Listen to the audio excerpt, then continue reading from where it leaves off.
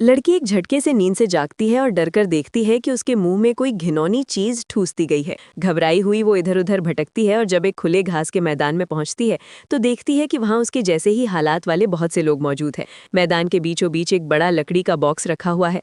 तभी एक टोपी पहने आदमी हिम्मत दिखाते हुए सीधे लोहे की रॉड उठाकर बॉक्स खोलने लगता है। पीछे खड़ा बूढ़ा उसे जल्दी से रोकने की कोशिश करता है और इशारा करता है कि ये जाल भी हो सकता है, लेकिन सबके मुंह में चीज फंसी होने की वजह से टोपी वाला आदमी बूढ़े की चेतावनी ठीक से समझ नहीं पाता। जैसे ही बॉक्स धीरे धीरे खुलता है सबकी सांसें अटक जाती हैं। सबको लगता है कि अंदर कोई खतरनाक चीज होगी, लेकिन अगले ही पल उसमें से एक बिल्कुल मासूम सी छोटी सुअर। ये अजीब दृश्य देखकर सभी थोड़ी राहत की सांस लेते हैं, लेकिन बॉक्स के पास खड़े टोपी वाले आदमी को लगता है कि अंदर अभी और भी कुछ है। वो हाथ अंदर डालता है और बाहर खींचता है तो पता चलता है कि बॉक्स में तरह तरह के हथियार रखे हुए हैं। इसी बीच ध्यान से देखने पर श्याओमेई को लकड़ी पर चिपका एक कागज का बैग दिखाई देता है। उसके अंदर एक चाबी रखी होती है, इसलिए वो तुरंत निक के पास जाकर कोशिश करती है। जैसा उसने सोचा था वही चाबी मुंह में लगे कॉलर को खोल देती है। इस तरह सब लोग आखिरकार उस घिनौनी चीज से छुटकारा पा लेते हैं। क्योंकि सभी को यहाँ जबरदस्ती लाया गया था और किसी को भी नहीं पता कि आगे क्या होने वाला है, इसलिए वे सब हथियार लेकर सतर्क हो जाते हैं। अगले ही पल एक लड़की गोली लगने से वहीं खून से लथपथ गिर जाती है। ये देखकर निक भी डर से जड़ हो जाता है। तभी एक निडर ताकतवर आदमी दोनों हाथों में बंदूक लेकर दुश्मन पर टूट पड़ता है, मगर अगले ही पल छिपे हुए हमलावर उसे गोलियों से छलनी कर देते हैं। एक और औरत बॉक्स के पीछे छिपकर तेजी से जंगल की ओर भागने की कोशिश करती है, लेकिन भागते भागते वो एक गड्ढे में गिर जाती है और जोर जोर से मदद के लिए चिल्लाने लगती है। उसकी चीख सुनकर दयालु निक गोलियों की बारिश के बीच उसे बचाने के लिए आगे बढ़ता है, लेकिन गड्ढे में गिरी लड़की पूरी तरह निराश हो चुकी होती है। थोड़ी देर बाद उसे एक बाड़ दिखाई देती है, लेकिन जैसे ही वो उसे पार करने की कोशिश करता है पीछे से आवाज आती है। दूर से दो और लोग भागते हुए आते हैं। उन्हें लगता है कि रास्ता मिल गया है तो शायद सभ्यता और बचाव भी पास ही होगा, लेकिन जैसे ही वे बाधा पार करने लगते हैं गुस्सैल आदमी को एक तीर लग जाता है और वो गुस्से में जंगल की ओर गोलियां चलाने लगता है। तभी उसे लगातार दो और तीर लगते हैं और वो जमीन पर गिर जाता है। तीन लोग सड़क के सहारे भागते हुए आगे बढ़ते हैं। पेट्रोल पंप दिखाई देता है। वे हथियार लेकर अंदर घुसते हैं, जिससे बूढ़ा आदमी बुरी तरह डर जाता है। वे उसकी बातों पर ध्यान नहीं देते, पहले दरवाजा बंद कर लेते हैं और बंदूक दिखाकर पूछताछ करते हैं। तब उनमें से एक फोन लेकर पुलिस को कॉल करता है और इस पूरे शिकार जैसे खेल के बारे में बताता है, आकर देखेंगे। इसी दौरान भूखी महिला खाना खाने लगती है, लेकिन बात करते करते अचानक उसे बेचैनी महसूस होने लगती है। सबके घबराने के बीच उसके मुंह से झाग निकलने लगता है और वो जमीन पर गिर जाती है। वहीं बूढ़ा आदमी शांति से गोली के खोखे उछाल रहा होता है और बूढ़ी औरत उसे ज्यादा गंदगी न फैलाने को कहती है। दोनों का शांत व्यवहार देखकर साफ लगता है कि ये उनके लिए पहली बार नहीं है। वे गैस को भी हल्का सा छेड़ते हैं, जिससे पीड़ित की मौत और तेज हो जाती है। स्विच दबाते ही एग्जॉस्ट फैन चलने लगता है और दोनों बूढ़े साथ खड़े होकर अपने शिकार का मजा लेते हैं। वे शव को घसीटकर टूल रूम में ले जाते हैं और पीछे की जगह को साफ कर देते हैं। फिर आपस में अनुभव बांटते हैं और वॉकी टॉकी पर रिपोर्ट करते हैं कि शिकार सफल रहा और अगले शिकार का इंतजार करने लगते हैं। कुछ देर बाद एक और महिला पेट्रोल पंप के दरवाजे पर पहुंचती है। दोनों बूढ़े पहले से तैयार हो जाते हैं। वो घबराकर अंदर नहीं जाती, बल्कि सावधानी से सब कुछ देखती है। दरवाजा खोलते ही उसे कुछ गड़बड़ महसूस होती है, क्योंकि कीटाणुनाशक और खून की गंध अभी भी हवा में है। महिला अपने मोजे से पैसे निकालती है और बूढ़ी औरत उसे सिगरेट ऑफर करती है। वो खुद से पूछती है कि वो कहाँ है, और सामने वाले उसे जवाब भी दे देते हैं। जब वो देखती है कि सामने वाले ने पैसे वापस पा लिए हैं तो दूसरी कजिन के मन में शक और भी पुख्ता हो जाता है। तथाकथित शिकारी को खत्म करने के बाद वो गहरी सांस लेती है और सिगरेट खोलती है, लेकिन थोड़ी सी खुशी तुरंत गायब हो जाती है, क्योंकि उसे टूल रूम में एक लाश मिलती है। वो बाल संवारती है, गोलियां उठाती है और क्योंकि उसका रेशमी कोट बहुत ज्यादा ध्यान खींच रहा था, गैराज का भेस फाड़ देती है और तब उसे पता चलता है कि वो रूस में है। इससे साफ हो जाता है कि ये तथाकथित शिकारी जब दूसरी कजिन कार में बैठने ही वाली होती है तभी उसे एक ट्रैप वाली फिशिंग लाइन दिखाई देती है। वो उस तार को ध्यान से देखती है और पता चलता है कि कार में एक बड़ा बम लगाया गया है। वो कुछ सोच ही रही होती है कि वॉकी टॉकी की आवाज आ जाती है। वो जवाब देने की हिम्मत नहीं करती, जिससे सामने वाले को शक हो जाता है। दरअसल वो पहले से ही घात लगाए बैठी होती है और शिकार के फंसने का इंतजार कर रही होती है। लेकिन काफी देर इंतजार करने के बाद इंसान की जगह एक ड्रोन आता है। ड्रोन चलाने वाली लड़की उसे नहीं देख पाती और पीछे जाकर देखने की तैयारी करती है।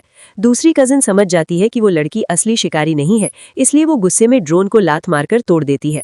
जब वो देखती है कि वो लड़की बम से उड़ सकती है तो दूसरी कजिन उसे मजबूरी में चेतावनी देती है।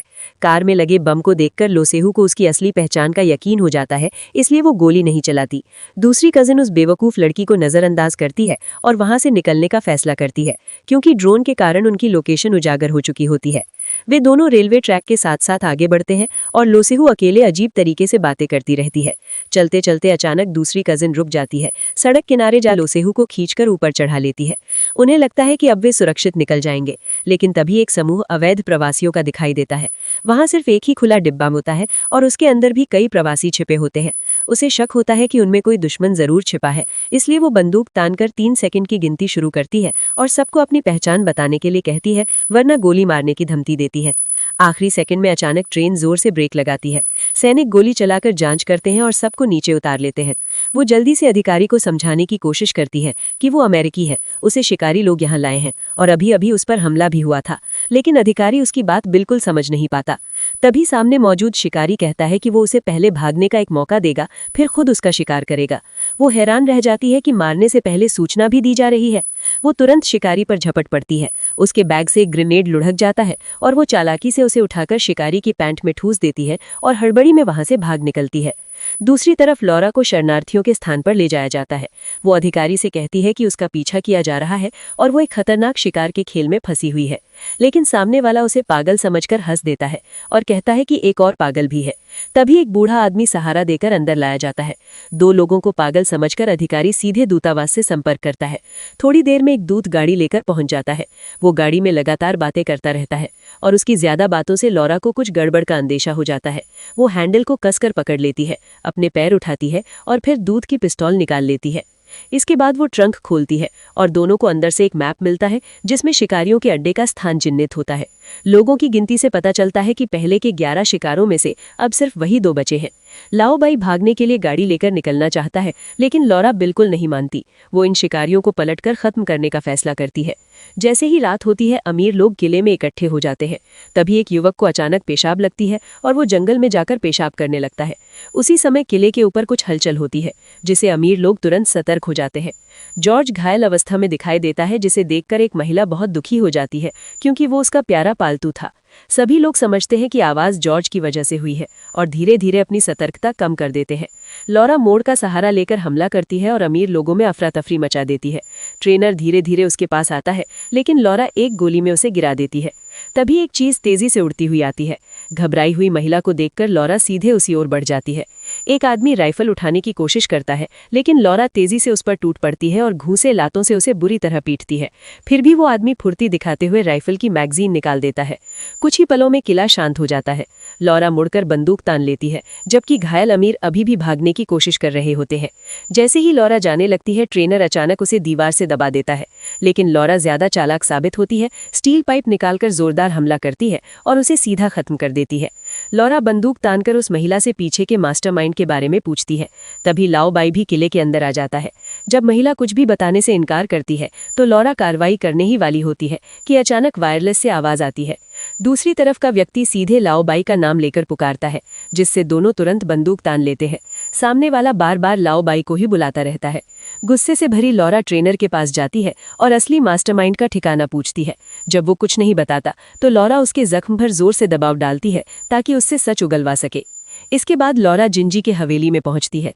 सामने वाली उसे कहती है कि वो अपनी पिस्तौल सौंप दे, वरना उसके पैरों के नीचे लगे C4 को उड़ा दिया जाएगा। मजबूर होकर लॉरा मान जाती है। दरवाजा धीरे धीरे खुलता है और जिंजी आराम से डिनर करते हुए बैठी होती है। वो बताती है कि लॉरा को यहाँ लाने का असली कारण क्या था। असल में वे कुछ इंटरनेट ट्रोल्स को चुनना चाहते थे, लेकिन लॉरा के नाम में लक्ष्य से सिर्फ एक अक्षर का फर्क था और वो उसी जगह पर मौजूद थी, इसलिए गलती से उसे ही पकड़ लाया गया। दोनों के बीच लड़ाई शुरू होती है। जिंजी मौका देखकर ब्लेड से छिपकर वार करती है और लॉरा को गंभीर रूप से घायल कर देती है। फिर लगातार दबाव बनाकर उसे काबू में रखने की कोशिश करती है, लेकिन लॉरा भी बहुत खतरनाक साबित होती है। वो जिंजी की लंबी टांग पकड़ लेती है और तेजी से लगातार वार करके ब्लेड का नियंत्रण अपने हाथ में ले लेती है। आखिरकार दोनों थककर जमीन पर गिर जाती हैं। जिंजी की ताकत तो ज्यादा होती है, लेकिन उसकी सहनशीलता कम होती है, इसलिए कुछ ही देर में वो बिल्कुल शांत हो जाती है।